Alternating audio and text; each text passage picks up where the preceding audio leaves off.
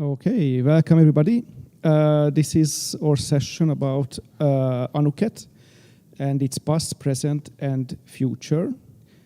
And I see that there is not a very big crowd, so what I think we should do is to make this interactive. So if anytime you have anything to comment or ask or say, just say it. Yes, we are. Yeah, sorry. We are. Yeah, let's be interactive. So I just want to do a quick survey. How many of you in the room are familiar with Anuket? Yeah. Cedric, you don't count. That's interesting, right?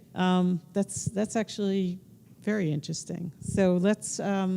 So we will definitely, Cedric, you can do something boring for the next 10 minutes when we talk about Anuket, then we'll get back to it, right? So let us start. So what we're going to talk about today is what Anuket is, and this is aimed at the people who don't know what Anuket is, what we've done already, and where are we going. I'm going to put in a plug for people who are staying for the DNTF. We're going to be doing a session about the future of Anuket on Friday morning. So if this session piques your interest about Anuket, I encourage you to come. It will be very interactive as well. So. All right, then introductions. So. My name is Gergely Csatari. I'm working for Nokia, and I'm part of the open source support office in Nokia. And as part of that work, I am co-chairing the Anuket TSC with Beth. And I am also the Anuket co-chair. I work for Verizon, coming up with new products. I'm in the product organization. And my interest in Anuket is I've been a long-time open source contributor. Mostly in the documentation. I'm a really terrible coder, so you don't want me coding anything. But as we all know, there's a need for people who architect, do the requirements, and document things in open source, and so that's where I mostly work. And I was one of the founders of the predecessor to Anuket, CNCF. So I know where all the bodies are buried. So let's. Okay, let's then talk a bit about what problem Anuket tries to solve. It is practically trying to address the issue that each and every cloud deployment is a bit different. And the CNFs which are running on top of these cloud deployments depend on certain properties of the cloud deployment. So what Anuket is trying to do is to define a common set of properties what every cloud deployment should support. And then we are testing against these requirements, the cloud deployments, and we are testing the applications if they expect what is in the specifications. So the plan is to make this definition of the requirements and then provide also testing for them, so we can ensure that both the cloud deployments and the applications are fulfilling the requirements. Yeah. So we have one thing. I want to start on the left side and talk about where this came from, and I know we have another slide on the history a little bit, but. Out in telco land, there's a whole lot of deployments, and no one deployment. There's a whole lot of OpenStack, there's a whole lot of Kubernetes, there's a whole lot of Docker, whatever. And no one deployment is the same, so that actually makes it very difficult for vendors to provide virtual and cloud-native telco workloads. The cloud, like the Amazons and the public cloud providers, until recently, I would say, completely ignored the telco workloads. So that was not an option until quite recently. I would argue they still don't get it, but that's an argument, not in this meeting. So the idea was to really provide as it says, infrastructure abstraction, so that the vendors and the telcos can be talking the same language to support these workloads, whether they be virtual workloads or cloud native or whatever. I mean, they're all virtual, but some of them are cloud native and some of them are not. So, so the reason for this is standing up a cloud for a telco is a significant cost, and standing up and for the vendors, it's a significant cost to support all the different clouds and all the different flavors that each of the telcos have. So the idea is to reduce the costs. As one of the founders used to say, telcos compete on a lot of things, but on our infrastructure we don't. Because nobody who's using their cell phone really gives a damn about what cloud it's actually running on behind the scenes. So we see it as a way to reduce the cost of standing up and deploying these clouds as well as operating them. There's reduced testing, because the idea is that the vendors can do some of the testing in advance, and then we don't have to necessarily test. And so there's better, more common verification model. And so that was kind of where we started. And let me switch to, so that's where we started. And it's kind of evolved from there. I'll start, and then Gergely, you can take over to where it's going now. CNTT, well, before CNTT, there was something called OPNFA that started in, I think, 2009 or something around that. It was a while ago, and it was focused on test of cloud services for the telco, particularly at the VM level. And OPNFE kind of wandered for a couple years and was just sort of not really going anywhere. A lot of vendors kind of came in, and the telcos kind of lost interest in it. And then the telcos, and this happened 6 years ago, in this very building, not at this end of the building, at the other end of the building, we had a meeting with me and a couple people from AT&T and some people from, I think Deutsche Telekom was there. Anyhow, there was a bunch of telco people got together, and AT&T had the idea to, the AT&T folks said, hey, there's a gap. We have lots of VMs out there. We have lots of cloud native stuff going on at the application level. We don't have a common infrastructure. So CNTT was created to address that. So we had a number of meetings, and we have came out with a framework. So the framework is we have a reference model, which covers at a high level what a cloud architecture or a cloud should look like. So that covers sort of general principles about operations, security, the hardware. I mean, it goes through the entire stack. And then from there, so we have sort of general principles across the stack. And then from there, we have the reference architectures, and we currently have 2. The theory was we would have 3 or 4, but I think 2 is enough. 2 is enough, right? One of them is based on OpenStack, which of course most of the telcos use. And then the second one is based on containers, Kubernetes in particular. So the framework does allow for a 3rd or 4th if it would be necessary. So for example, if Amazon wanted to add their architecture into the framework, there would be a place for Amazon to add that, or Microsoft. In fact, there was some talk with VMware at some point, but that ended up not happening. And then the idea was that it would then go into a reference. What was the next one down? Implementation. Implementation, right. So the idea would be we would have a test implementation, and then compliance. So that's where the test bed, and Cedric's in the room, Mr. Funk Test himself. So there's a whole set of tools that have been developed to test these architectures. And so that's what we have today. We have the reference model is quite mature. The reference architecture for OpenStack is quite mature. I think we didn't change anything in the last release.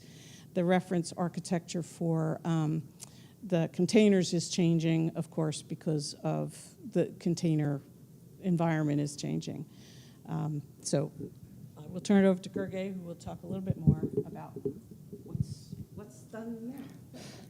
Yes, and still going back to OpenFE a bit. So in OpenFE, there was also, let's say, an attempt to create a reference OpenStack implementation, and there were a couple of projects which are implementing different telco-specific features, and there were quite a lot of testing effort in OpenFE, particularly Funk Test, which is led by Cedric.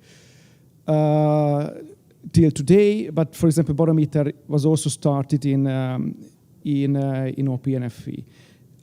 So in this sense, Anuket also hosts these testing and implementation projects. Not only the specification part of things are hosted in Anuket. Yes, yeah, exactly. So then what happened is that we decided that we will merge CNTT and OpenFE. That was needed because CNTT needed a structure, so it was a very unstructured effort. And OpenFE was like a fitting structure for the CNTT effort. So after a couple of meetings, we decided that, okay, we will merge these two projects, and we came up with a new name, which became Anuket. So Anuket is practically the merger of CNTT and OpenFE, and it's the continuation of both. And what you can see now in this slide is practically what we have now in Anuket. What kind of assets do we have? Currently, the reference implementations are not active, so we do not have any active development on the reference implementations. We have some discussions with the Silva community, and we are thinking about using Silva as the reference implementation for the Kubernetes-based reference architecture, because they are following the Kubernetes-based reference architecture requirements. Okay, so yes, I think we covered this a bit in the previous slides. So our target is to establish these reference architectures, and we are currently focusing on the cloud-native workloads. The OpenStack reference architecture is really stable, and I don't even know that if we update the OpenStack versions, maybe Cedric can say something about that. About the configuration, we will have to update it to the next Yeah. because Wallaby is now officially implemented. Yeah. So we will have to update the next GSMA document. Yes. So yes. So we will update the OpenStack versions in the next cycle. And yes.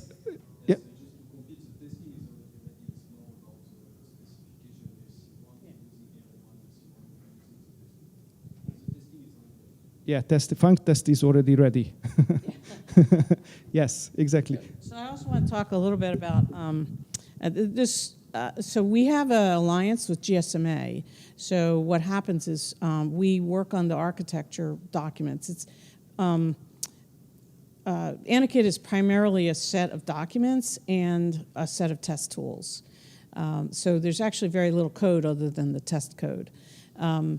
And the documents are also, we have an arrangement with GSMA that we take what we've done and then turn it over to GSMA, and then the GSMA then approves it with.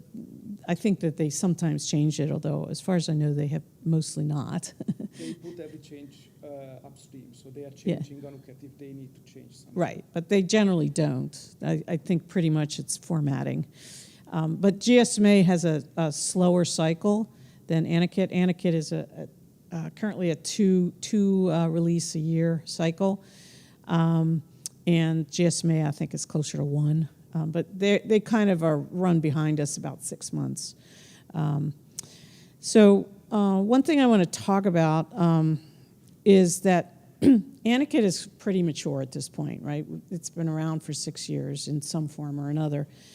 And the question is, and I know that a lot of the telcos are using it. And it's underlying Silva uses it. I know Nefio has some stuff that it's doing. I mean, there's various groups within LFN that use it as the base. But what we didn't find during the, as the project matured, is we attempted to create something called Anuket Assured, which basically the idea was that the telcos and the vendors could take what they had done and run it against the assured tests, and then get a badge that said, you're if you buy from this vendor, you would know that it is in conformance with Anuket, and that just kind of never happened, and it's a little unclear why, but Anuket is, I know the telcos use it. I don't know about the vendors so much, but I do definitely know the telcos use it. But none of them use it in the way we ever anticipated it to be used. Certainly within Verizon, it's used as kind of a, what's the term? Inspiration, maybe is the best term.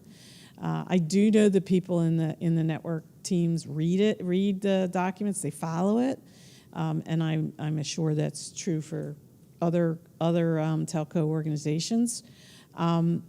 So obviously, it plays a valuable role in the open source community, but unfortunately, it's sort of under the radar, if you will. So one of the purposes of this presentation here and the DNTF session is to see how we can sort of break out of that sort of stealth use and really get people to say, yeah, this is a valuable project. So you have more thoughts? Yeah, about this stealth mode. I think we also need to think about how do we look into Anuket, because so far we were thinking about it like a real specification with all the shoulds and musts and all of that. But if it is used as a kind of inspiration or white paper kind of use, maybe we should rethink how we write the specs and how do we consider the specs. So that's an evolution path for Anuket what we should consider. So I'd like to open that as a question to the people sitting in the room. Yes, Cedric. Let's give the mic. Yeah, let's. Yeah. Mic. I can.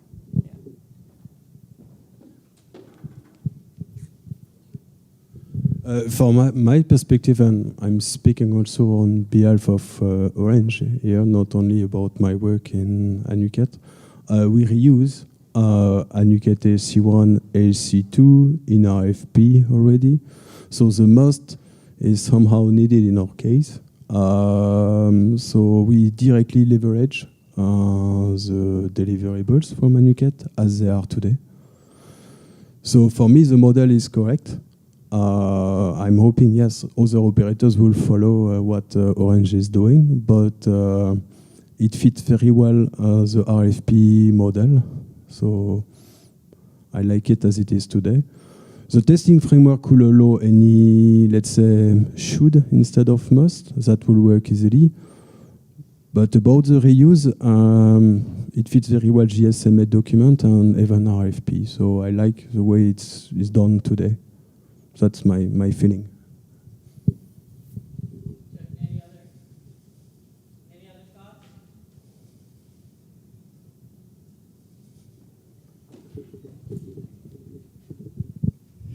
You changed the picture. I think this is your picture.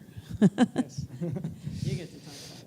Yeah, so this picture is about how Anuket is embedded into the ecosystem, and Anuket interacts with quite a lot of open source projects. Naturally, we are reusing the Kubernetes conformance test as part of the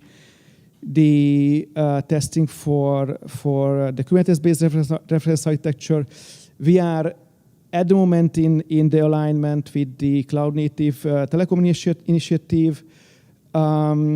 And as we discussed already, Silva is adopting the Anuket Kubernetes-based reference architecture, and also they are using FunkTest in their verification program.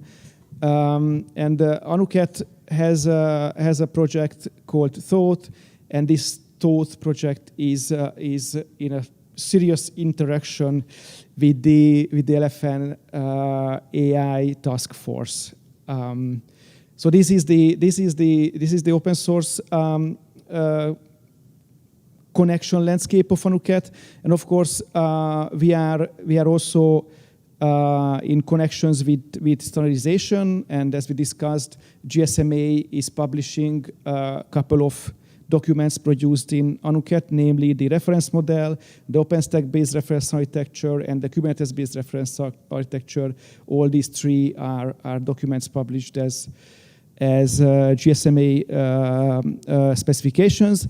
And there are currently discussions with Working Group 6 in Oran about using the Anuket Kubernetes-based reference architecture as their let's say, O-Cloud reference architecture. This is not decided yet, but there are discussions about it. So, and of course, we are in connection to the industry. So the Anuket contributors themselves mostly are from telecom vendors or telecom operators.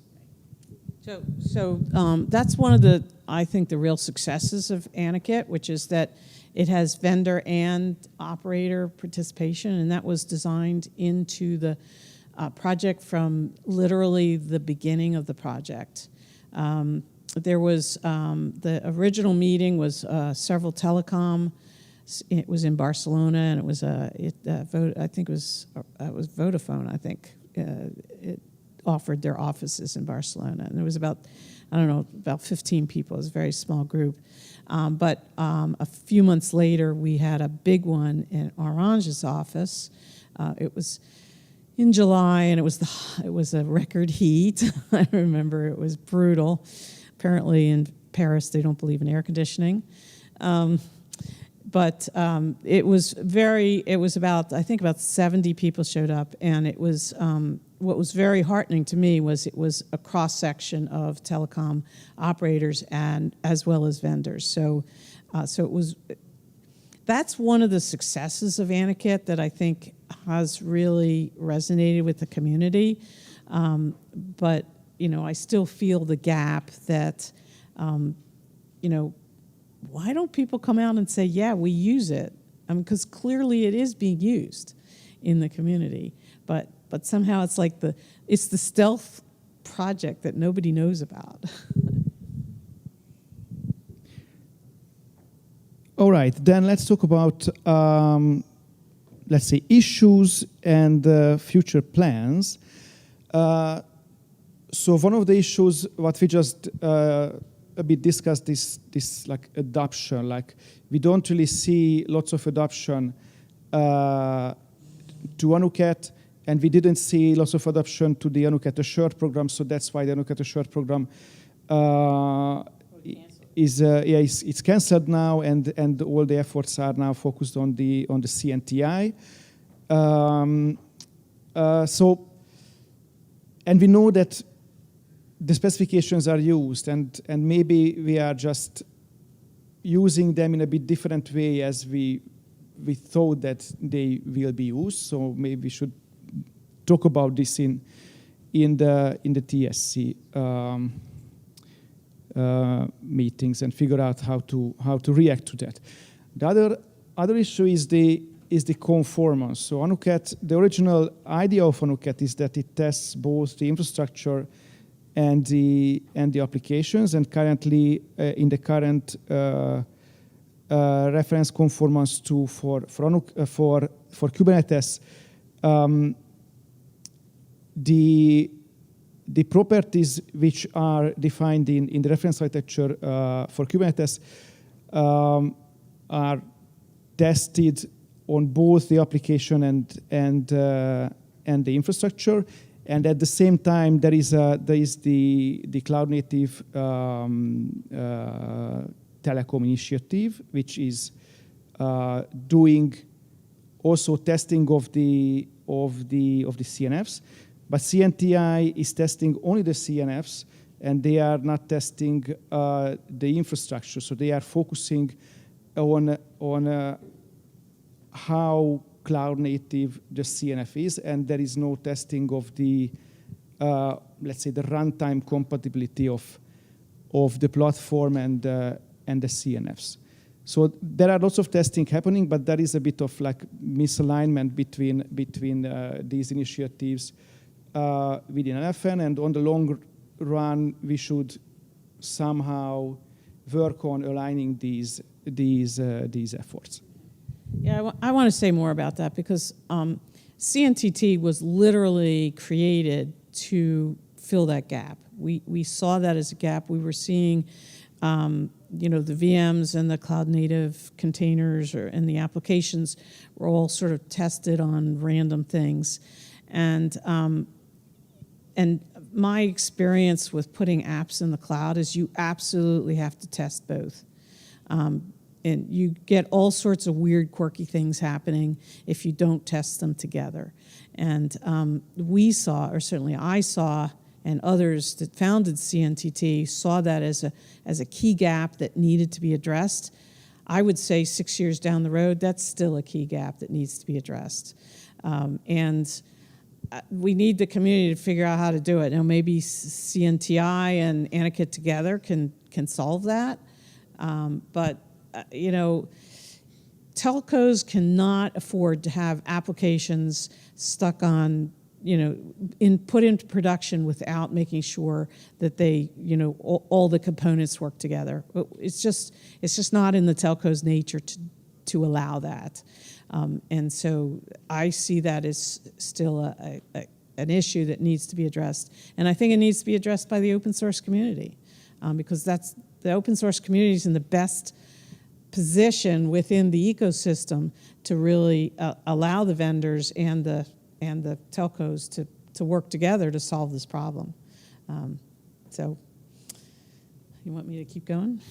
Okay, so anyhow, so this covers the conformance, which is that, Anuket has the capability to allow testing of applications on the platform. And that is an area that I think we do need to put more effort into it. I think partially the team does not have a whole lot of people who have expertise in the application end of things. I'm on the telco side. I guess you're on the vendor side, but I know early on we had people from the vendors who did have that capability, but we don't now. It's mostly being driven by the telcos at this point.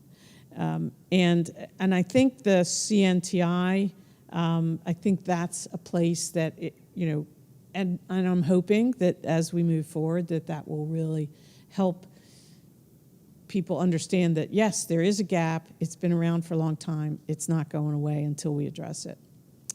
I want to talk about Thoth for a minute. Thoth is being developed under Anuket. It is primarily an AI project.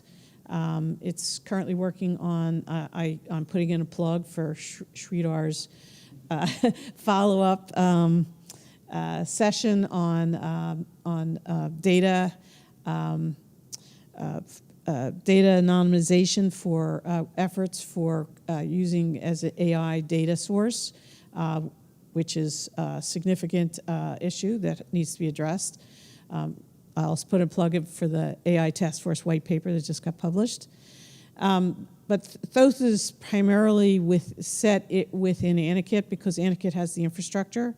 So, it will stay there for at least for a while, but we're hoping that eventually we'll go to a place that's more compatible with, AI. Because Thoth is, Anuket is not about AI particularly. It's about nuts and bolts, like literally. And I also want to talk a little bit about focus, and I'm sure Gergely will want to talk about this as well. We're asking the community, what are the telcos looking for from Anuket?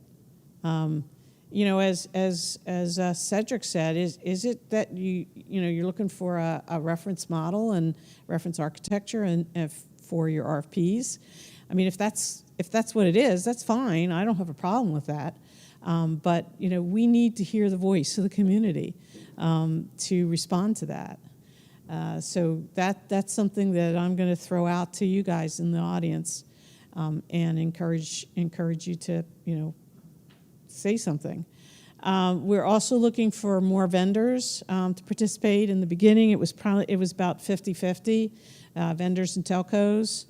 And a lot of the vendors have kind of wandered away, so we'd like to bring back the vendors.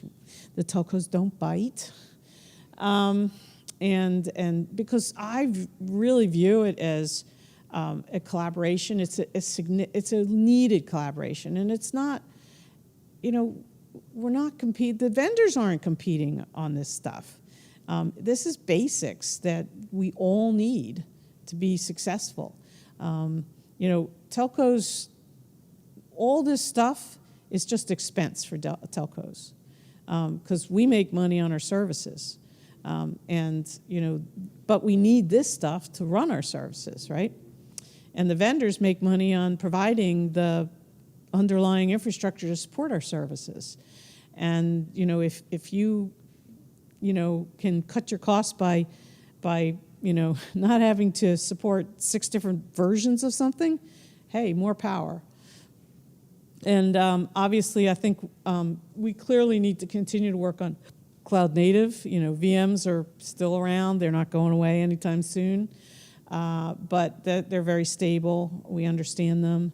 And we need to focus on the cloud native piece of things. And we're deliberately using the term cloud native because it's not just Kubernetes. There's all sorts of ways things can be cloud native. Yes, and to the cloud native side of things, I also have to admit that the reference architecture for Kubernetes is not ready. So there are lots of areas which were not covered, not because the technology evolved, but because we don't have enough resources to do the specs. One of these areas is like finalizing the CNF requirements, because the current CNF requirements are practically inherited from the CNTI test case set.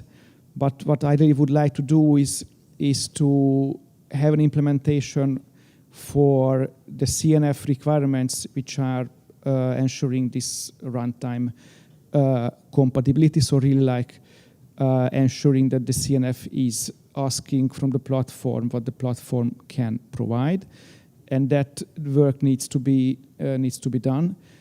And yes, so we need more eyes, more hands to work on the Kubernetes-based reference architecture, and of course, other parts of the project also needs more contributors. I think that's like the most commonly said sentence in an open source conference. So we had to. It's not just Anuket. Yeah. Yeah. I mean, open source in general, and I mean, we only have a few minutes left. I'm not going to go into the rat hole of what's going on with how things are changing. But we definitely need more hands on deck.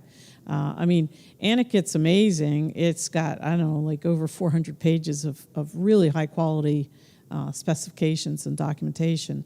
But we definitely need, I mean, I'm sure we need more test harnesses, and we definitely need more, detailed specs. So. Exactly, and I think now we can get questions. Are there any questions from the audience or comments?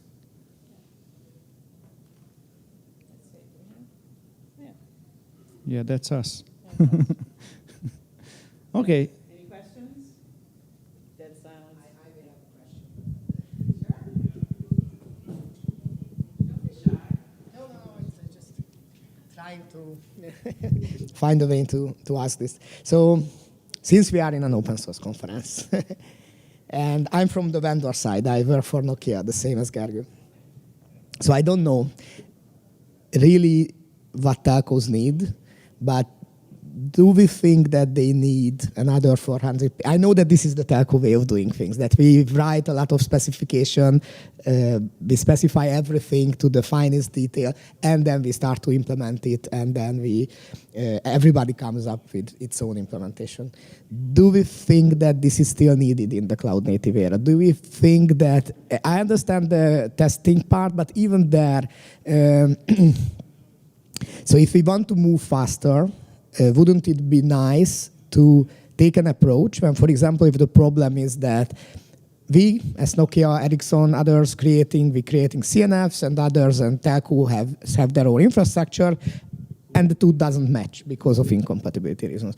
But we can start to create software, open source software, that would configure a Kubernetes cluster, for example, and we can use it on both sides. So we can use the API from the CNF side. So, right, what I'm trying to say in a lot of words is find a way to write more code and less documents would maybe...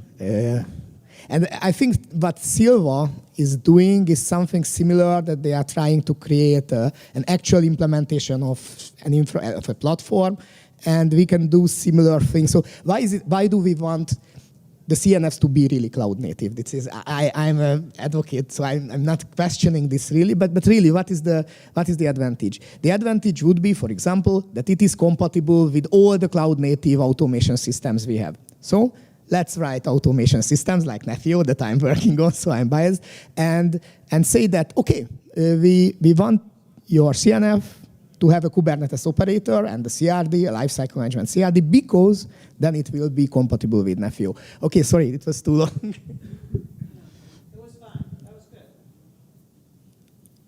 And I think it would be strange if I would answer this question because it was coming from Nokia, so I let Beth. Yeah. So I'm not sure that was a question, but so Anuket was never intended to be a monolith. Anuket was always intended, and as you saw from that chart, Anuket fits in with Nefio. Anuket fits in with any of the orchestration pieces. We're not writing orchestration tools. I know early on there was a lot of discussion around what piece was Anuket and what piece was owned by other groups. We never intended to be monolithic, but we did want to be flexible and allow the other pieces to work in concert with Anuket, because ONAP doesn't have infrastructure specifications or requirements. Nobody else does. Anuket's the only one. Everybody else has tools that assume there's some infrastructure underneath there. But, if you can assume all you want, but unless it's actually there, you need to, and that's the power of Anuket. And again, everybody's using it. They're just not talking about it.